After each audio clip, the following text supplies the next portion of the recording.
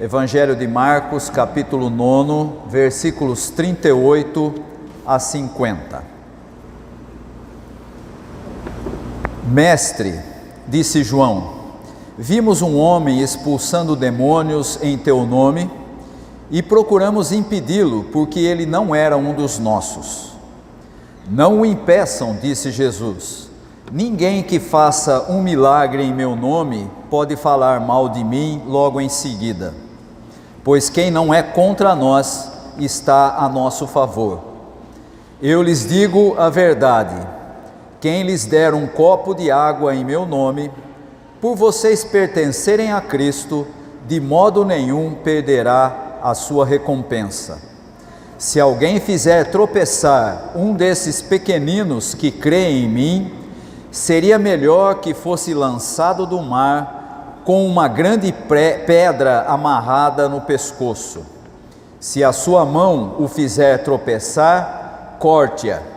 É melhor entrar na vida mutilado do que, tendo as duas mãos, ir para o inferno, onde o fogo nunca se apaga, onde o seu verme não morre e o fogo não se apaga. E se o seu pé o fizer tropeçar, corte-o. É melhor entrar na vida aleijado do que, tendo os dois pés, ser lançado no inferno, onde o seu verme não morre e o fogo não se apaga. E se o seu olho o fizer tropeçar, arranque-o. É melhor entrar no reino de Deus com um só olho do que, tendo os dois olhos, ser lançado no inferno, onde o seu verme não morre e o fogo não se apaga. Cada um será salgado com fogo. O sal é bom, mas se deixar de ser salgado, como restaurar o seu sabor? Tenham sal em vocês mesmos e vivam em paz uns com os outros. O texto que nós acabamos de ler aparece logo na sequência do texto em que os discípulos de Jesus começam a conversar entre eles para saber qual deles era o mais importante. Esse texto nós vimos aqui na semana passada, no culto da semana passada, e esse texto que lemos hoje aparece justamente na sequência daquele em que os discípulos estão discutindo qual deles seria o mais importante, qual deles seria o mais próximo de Jesus, mais ou menos naquela ideia que é muito comum nos grupos sociais de você fazer diferenciação entre pessoas que são diferentes, mas que deviam ser consideradas como iguais. No texto dessa semana, nós vamos encontrar a sequência daquele texto, mas ainda com a mesma mentalidade presente. No versículo 38, que nós acabamos de ler, João ainda está com a cabeça de alguém que se julga diferenciado, ou seja, ele começa a falar para Jesus que apareceu alguém que estava fazendo milagres em nome de Jesus, mas que não era como eles. E por que não era como eles? Porque não estava andando junto com eles, e na cabeça de João, como ele não seguia com eles, ele não estaria autorizado a fazer milagres. E aí a gente percebe que mesmo Jesus tendo explicado que não devia ser assim entre eles, que o maior no reino de Deus seria aquele que servisse, ainda João não tinha entendido, e isso mostra uma grande realidade, como o ser humano tem dificuldade para entender as coisas básicas do reino de Deus. Eles tinham discutido, Jesus tinha corrigido, tinha dito que não era assim, e logo em seguida o que é que João faz?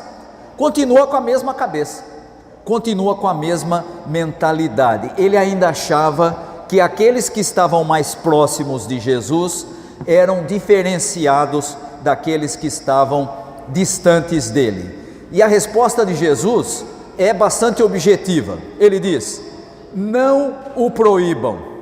E aqui Jesus revela uma abertura para com as pessoas que, mesmo crendo nele e fazendo o bem aos outros, não o seguiam como faziam aqueles mais próximos, os 12 apóstolos, os 12 discípulos, que depois viriam a ser os 12 apóstolos. Jesus revela que não fazer parte daquele grupo mais restrito não era tão importante assim. Por isso ele vai dizer: não o proíbam. E com essa afirmação, Jesus está deixando claro que o seu nome, o nome de Jesus, não era monopólio dos seus discípulos, não era monopólio da sua comunidade, daqueles que eram mais próximos. E sabe de uma coisa? Hoje em dia tem muita gente que se arvora como proprietário do nome de Jesus. Ah, não, nós declaramos isso em nome de Jesus e, portanto, como nós dissemos isso, isso tem que acontecer.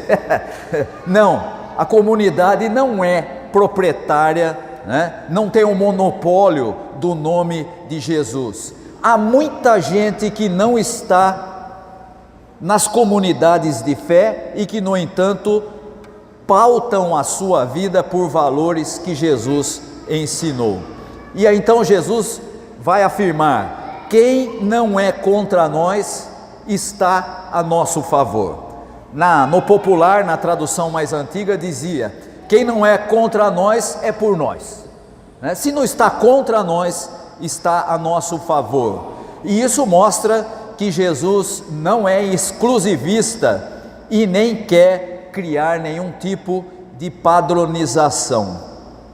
Não eram aqueles que estavam mais próximos, e o texto nos mostra isso de maneira clara, justamente porque Jesus tinha acabado de ensinar que não era para eles pensarem que um era superior ao outro, e eles ainda continuavam com essa mentalidade. O que mostra que Jesus tinha essa compreensão de que quem estava fazendo as coisas pautado pelos seus ensinamentos não era contra o reino.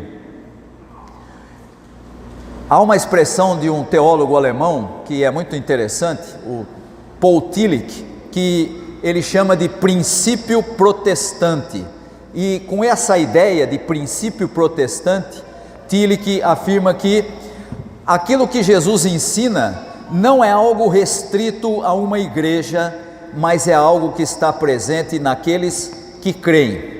E, portanto, o que ele chama de princípio protestante vai além das 4 paredes da igreja. E isso significa, não é porque não está aqui no grupo, não é porque não frequenta essa comunidade de fé, que não conhece ou não pauta a sua vida pelos valores do reino de Deus. Versículo 41, Jesus vai deixar claro que quem faz algo pelo outro, mesmo não sendo cristão, está em sintonia com as práticas do reino de Deus. Por isso ele vai dizer: quem der um copo de água em meu nome, por vocês pertencerem a Cristo, de modo algum perderá a sua recompensa. E aqui então nós começamos a perceber que o reino de Deus é maior do que a nossa compreensão ou maior do que a nossa comunidade. Ele é mais amplo, ele abarca todos aqueles que de alguma forma estão sintonizados com os valores ensinados por Jesus. E aí então Jesus vai fazer uma advertência que é muito interessante. Versículo 42, ele diz: tome cuidado para não se tornar pedra de tropeço para os pequenos que creem. Quem são esses pequenos que creem? E aí você vai entender que o texto vem numa sequência.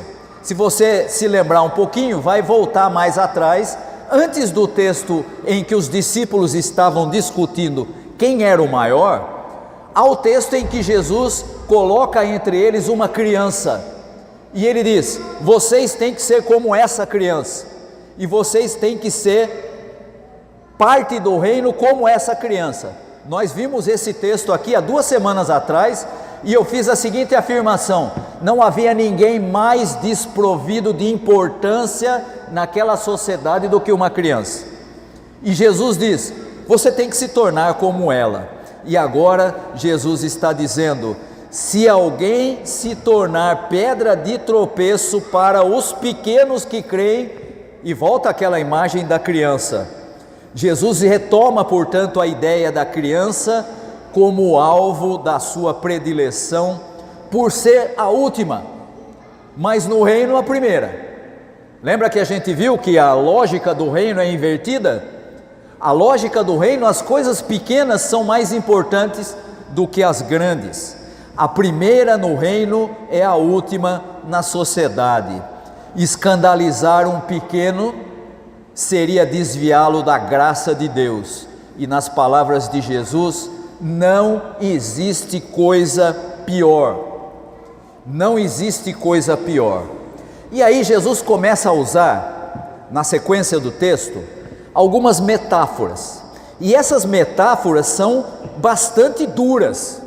Jesus fala aí de 3 aspectos.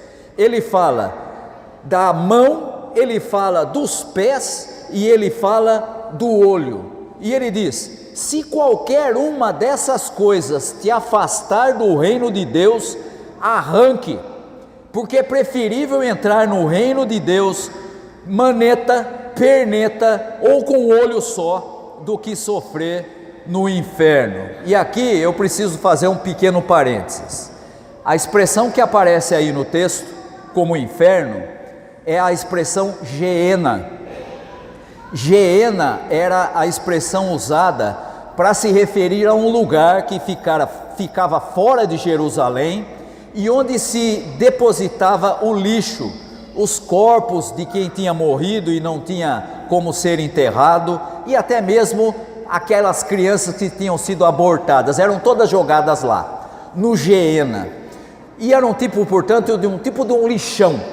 E esse lixão, como acontece até hoje, se você for num lugar que tiver um lixão, você vai encontrar exatamente essa realidade.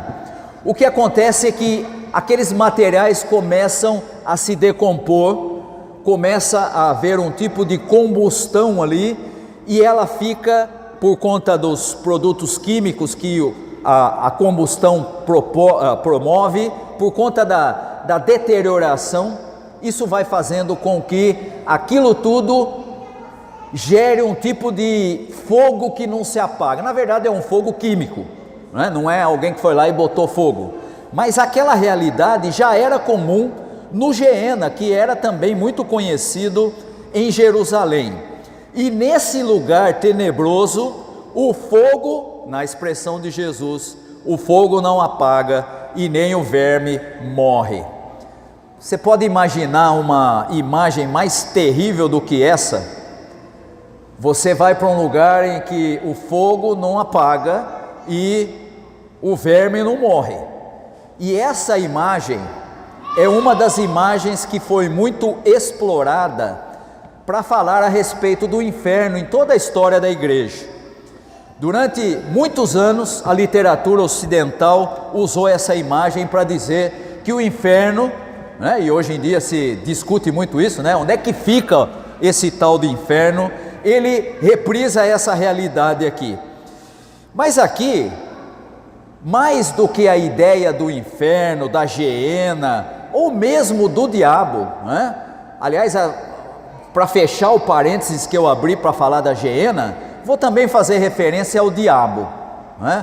Há poucos dias atrás eu estava lendo um livrinho, da época que eu estava ainda no seminário, um livrinho que se chama Palavra de Deus em Palavras de Homens.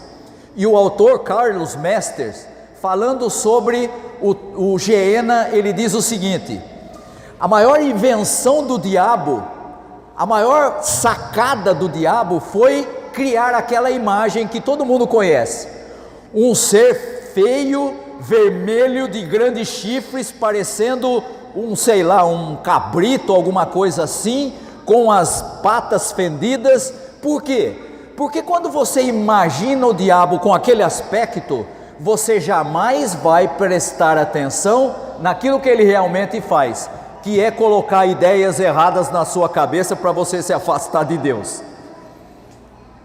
Isso ele faz com maestria, mas a gente fica sempre esperando que só é do diabo se tiver aquele aspecto todo feio que a gente já conhece da literatura ocidental. E aqui, tanto o inferno quanto o diabo são muitas vezes supervalorizados, quando na realidade o que Jesus está apontando aqui, mais do que falar sobre o inferno, é apontar para a recuperação daqueles pequeninos. É disso que se trata, é das pessoas simples que nele creem que Jesus está falando. São essas pessoas que nós não podemos escandalizar. E aqui eu tenho que fazer referência a uma realidade muito comum nos nossos dias. Toda vez que você fala dos pequenos, toda vez que a gente faz referência dos mais simples, das pessoas mais simples, dos grupos sociais mais prejudicados, sabe qual é a reação das pessoas? Ah, pastor, mas tem tanta gente simples, pobre, comum, que é malandro, então eu tenho que ter cuidado com ele. Ah, deixa de ser ingênuo, deixa de ser. Você conhece algum milionário que não seja malandro? Que não seja esperto e que aproveite todas as oportunidades para se dar bem? A gente tem essa mania de discriminar o pequeno e dizer: ah, esse povo aí não quer nada, né? Não quer trabalhar, como se só ele, como se só o mais simples fosse problemático. Não é e nunca foi. Pelo contrário, aqueles que ocupam as posições de elite são muito mais espertos e muito mais desonestos do que o mais simples, que está tentando sobreviver. E Jesus então vem e diz assim: essas são as pessoas, essas que a gente bota um rótulo e diz é tudo vagabundo, essas são as pessoas que você não deve escandalizar, porque eles creem em mim, como a criança da época de Jesus. E o texto então se encerra com uma fala que parece estranha. Jesus junta duas coisas que não combinam: o fogo e o sal. Está aí nos seus versículos 49 e 50. Sal, na tradição judaica, era uma referência à Torá, à lei, a palavra que dá gosto à vida no relacionamento humano, que se baseia na justiça. Se você voltar no Antigo Testamento, você vai encontrar todos os profetas, sem nenhuma exceção, falando da necessidade de se relacionar com Deus e de praticar a justiça. E aqui o sal tem essa função. Ter o sal aqui, portanto, é seguir os mandamentos de Deus, é vivê-los no cuidado e no serviço ao outro, começando pelo mais necessitado de apoio e de justiça, ou seja, os pequenos. Ah, mas a gente não gosta de pequeno. Pois é, porque nós estamos com a mesma mentalidade do João, aquela mentalidade de achar que nós somos melhores do que quem não crê, do que quem é pobre e não tem condição. A intenção de todo esse trecho começa com o objetivo de contradizer aquela discussão que nós vimos na outra semana, de quem era o maior entre os discípulos. Jesus põe por terra esse debate sem sentido, e agora ele demonstra que o que importa é o serviço, é reconhecer que o reino de Deus se faz presente a partir de crianças, de pobres, aos quais não podem ser escandalizadas em hipótese alguma. Quem quer seguir Jesus necessariamente vai questionar a sociedade que despreza as pessoas simples, os pequeninos, os frágeis, os analfabetos, as pessoas com deficiência. Mãos, pés e olhos de quem segue a Jesus estão prontos para outras ações, aquelas ações que dignificam as pessoas, que as conduzem por caminhos justos, que libertam e que curam. Se não for assim, melhor que você corte mesmo.